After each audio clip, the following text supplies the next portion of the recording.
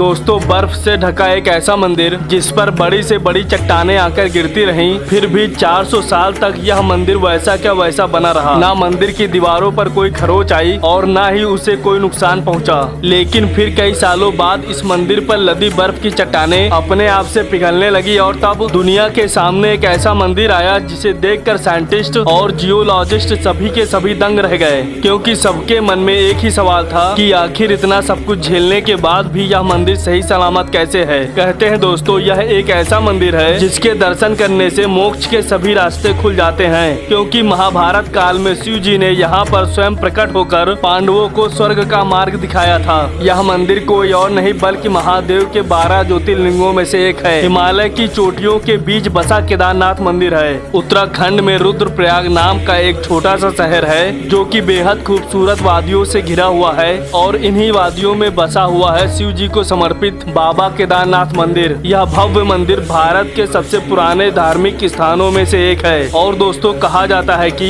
इसका सबसे पहले वर्णन 7वीं सदी में लिखे गए स्कंद पुराण में मिलता है। यानी कि इस बात से आप अंदाजा लगा सकते हैं कि यह मंदिर कितना पुराना है। केदारनाथ मंदिर जाने पर आपको सबसे पहले भगवान शिव जी के वाहन नंदी जी के दर्शन होंगे। पत्थर से बनी नंदी जी की ये मूर्ति विशाल और बहुत सुंदर है।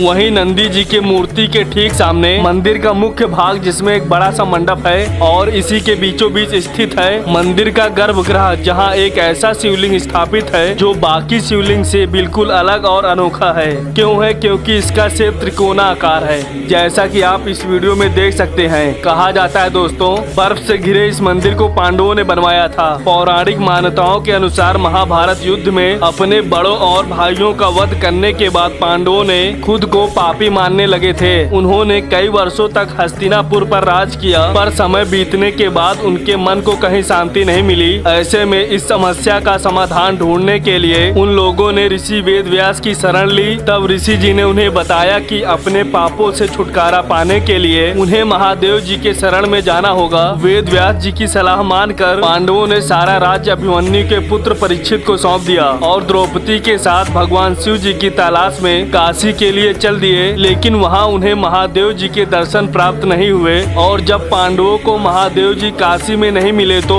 उन्होंने काशी को छोड़ दिया और यहाँ वहाँ भटकने लगे। और दोस्तों पौराणिक कथा के अनुसार बताया गया है पांडव शिव जी को खोजते हुए जहाँ भी पहुँच रहे थे, भगवान शिव जी वहाँ से कहीं और चले जा रहे थे। आखिर में भगवान शिव जी उत्तराखंड के गुप्त काशी में जाकर बस गए। लेकिन जब उन्हें ढूंढते हुए पांडव वहाँ भी पहुँचे तो उनसे छिपने के लिए शिव जी नंदी का रूप धारण कर लिए और गायों के झुंड में छिप जाते हैं। जिसके बाद पांडव काफी समय तक उन्हें ढूंढते रहे, लेकिन आखिर में भीम की नजर उन पर पड़ गई और उसने उन्हें पहचान लिया। जैसे ही पांडव नंदी बने महादेव जी की ओर बढ़ने लगे, वैसे ही शिव जी धरती में समाने लगे। तब शिव जी को रोकने के लिए भीम ने उनके पीठ का एक हिस्सा जोर से पकड़ लिया, जिसके चलते उसका सिर्फ वही त्रिकोणकार हिस्सा धरती से बाहर रह गया, जिसकी पूजा आज शिवलिंग के रूप में की जाती है। पांडवों की सच्ची भक्ति देखकर भगवान शिव जी भी बहुत प्रसन्न हुए। उन्होंने पांडवों को साक्षात दर्शन दिए और उन्हें क्षमा करके स्वर्ग का रास्ता भी बताया। इसके बाद सारे पांडवों ने महादेव जी का आशीर्वाद लिया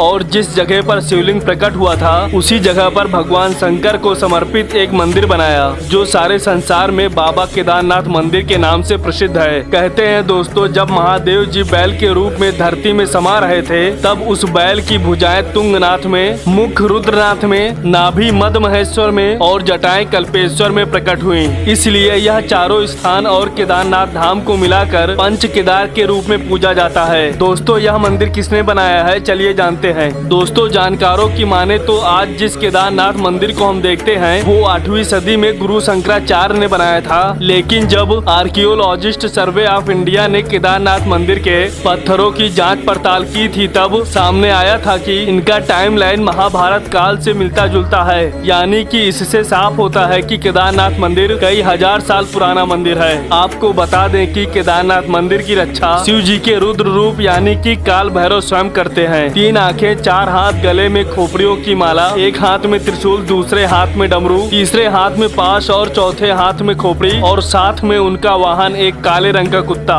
ऐसा है भगवान काल भैरव का स्वरूप। और दोस्तों केदारनाथ मंदिर से लगभग 500 मीटर दूर बाबा भूकुंड भैरव नाथ का मंदिर है। मान्यताओं के अनुसार बाबा केदारनाथ जी की यात्रा सफल तभी मानी जाती है जब जब आपने बाबा भैरवनाथ जी के दर्शन किए हों, वरना आपकी यात्रा अधूरी रह जाती है। यह मंदिर कितना खास है आप इस बात से अंदाजा लगा सकते हैं कि केदारनाथ धाम के कपाट बंद करने से पहले बाबा भूकुंड के कपाट बंद किए जाते हैं और 6 महीने बाद जब कपाट खुलने का समय आता है तब केदारनाथ मंदिर के पहले भैरव बाबा के कपाट खोले जाते हैं। पौराणिक कथाओं की माने तो भूकुंड को बाबा केदारनाथ का पहला, रावल और महादेव का 5वां अवतार माना जाता है, जिनके दर्शन करने से भक्तों को शनि की 7.5 शनि दंड और ढैया से मुक्ति मिलती है। वैसे आपको बता दें केदारनाथ के रक्षक बाबा भैरवनाथ यहाँ पर खुले आसमान के नीचे विराजमान हैं। उनके ऊपर ना तो कोई छत है और ना ही आसपास कोई दीवारें हैं। केदारनाथ के मुख्य पुजारी का कहना है कि यह एक सिद्ध स्थल है, यहाँ पर तपस्या करने वालों को सिद्धि और मोक्ष प्राप्त होती है। गाइस वीडियो अच्छा लगा हो तो चैनल को सब्सक्राइब जरूर करें।